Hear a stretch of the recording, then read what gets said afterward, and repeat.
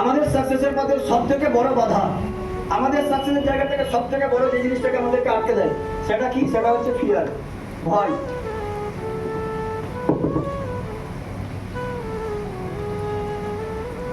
সব থেকে বড় যে জিনিসটা আমাদেরকে আটকে দেয় সেটা হচ্ছে ভয়। কিসের উপরে ভয়? মেইনলি দুটো ভয়। একটা হচ্ছে ফিয়ার ফর লুজ, মানে কি যে কোনো কিছু হেরে যাওয়ার ভয়, যে কোনো কিছু হেরে যাওয়ার ভয়। ফিয়ার ফর ফেলিওর মানে ব্যর্থতার ভয়।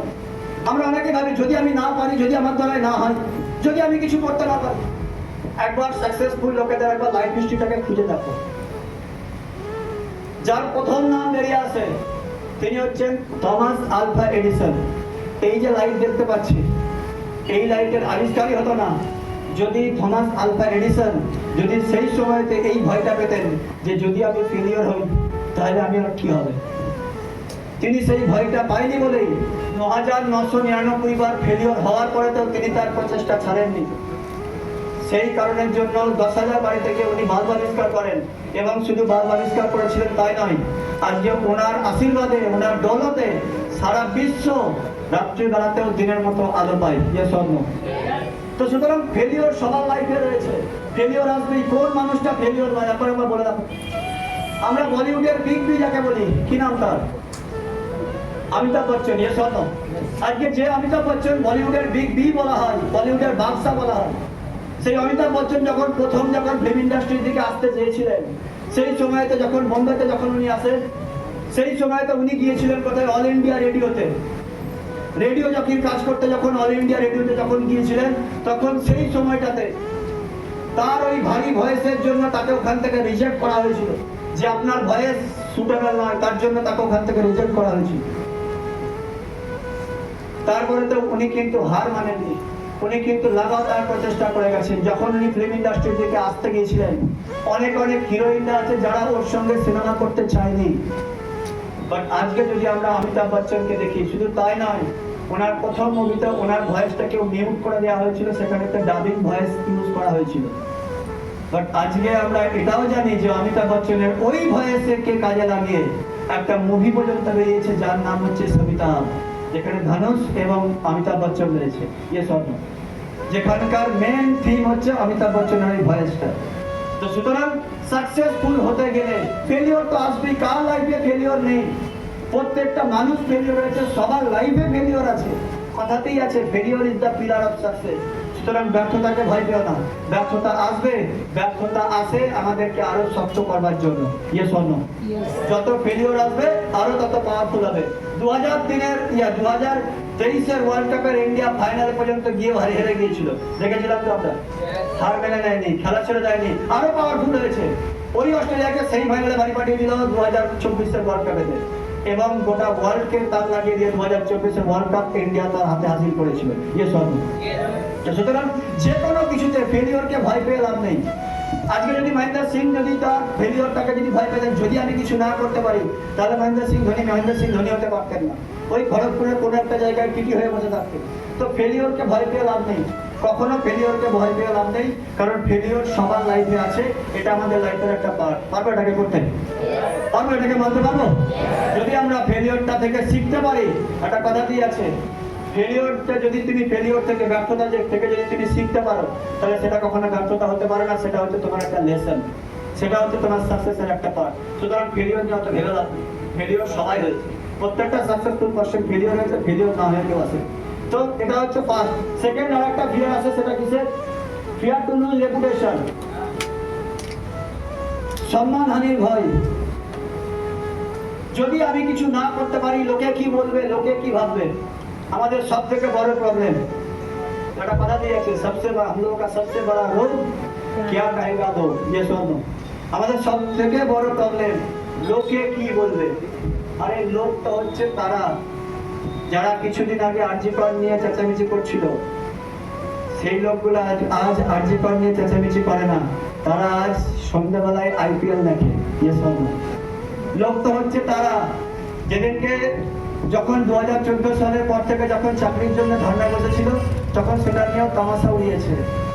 আজ যখন চাকরি পাওয়ার পরে চাকরি হারা হয়ে গেছে অনেকে, সেটারও তামাশা উড়াচ্ছে। লোক তো হচ্ছে তারা। সুতরাং লোক নিয়ে চিন্তা করে লাভ নেই। লোকটা হচ্ছে তারা। যখন মহেন্দ্র সিং ধোনি যখন খারাপ পারফরমেন্স করেছিল তার বাড়িতে ঢিল মেরেছিল। আবার ওই মহেন্দ্র সিং ধোনি আজকে 44 এজেতেও সেই মহেন্দ্র সিং ধোনিকে মাথায় তুলে নিয়ে নাচছে। লোকটা হচ্ছে তারা। Yes or no? Yes or no? সুতরাং লোকে কি বললো ওটা নিয়ে ভেবে কেন নিজের লাইফকে নষ্ট করছো? লোকে কি বললো এটাকে নিয়ে ভেবে কোনো লাভ নেই, কারণ লোক তোমাকে নিয়ে ভাববার সময় নেই, কারণ লোক প্রচুর বিজি। লোক প্রচুর বিজি লোকে। এবং সব থেকে আজকের দিনে যেটা রয়েছে সেটা হচ্ছে মোবাইল, যে যেখান থেকে অল টাইম বিজি রয়েছে। এবার সেখান থেকে তোমাকে নিয়ে যদি আলোচনা করে কিছুদিন, দুদিন, একদিন, এখানে দেখবে যখন যারা যারা প্রথম ড্রেস কোড ইন করে আসতে বা প্রথম ড্রেস কোড চেঞ্জ করেছিলেন, কাদের কাদেরকে কথা শুনতে হয়েছে আশেপাশের লোকজনদের কাছে? অনেকেই আছেন যাদেরকে কথা শুনতে হয়েছিল। আজ একটু হাত তুলে রাখবে, আজও তাদেরকে সেই লোকগুলো কথা বলে টোন মারে কার কার সঙ্গে হয়, একটু হাত তুলবে।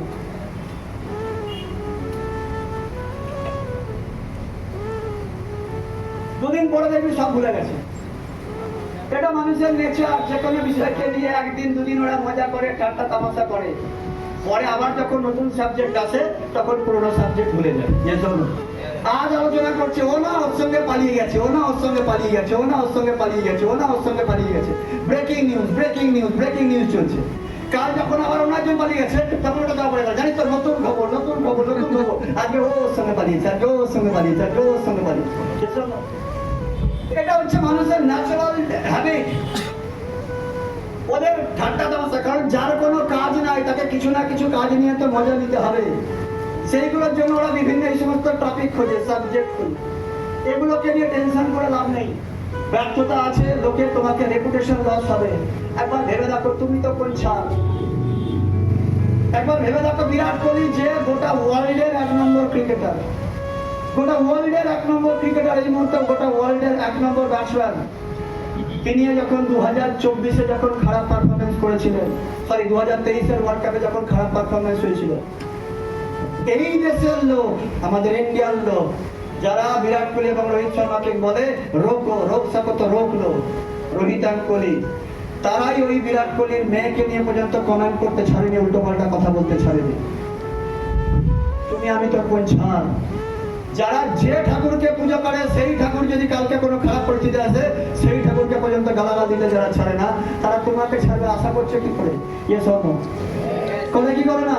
বলে ঠাকুর অন্ধ আছে, আমি এত তোমার পুজো দিই, আমায় কিছু দাও না, আর ও তো তোমাকে কিছুই মানে না, ওর বাড়িতে এত গাড়ি বাড়ি কেন দিচ্ছ?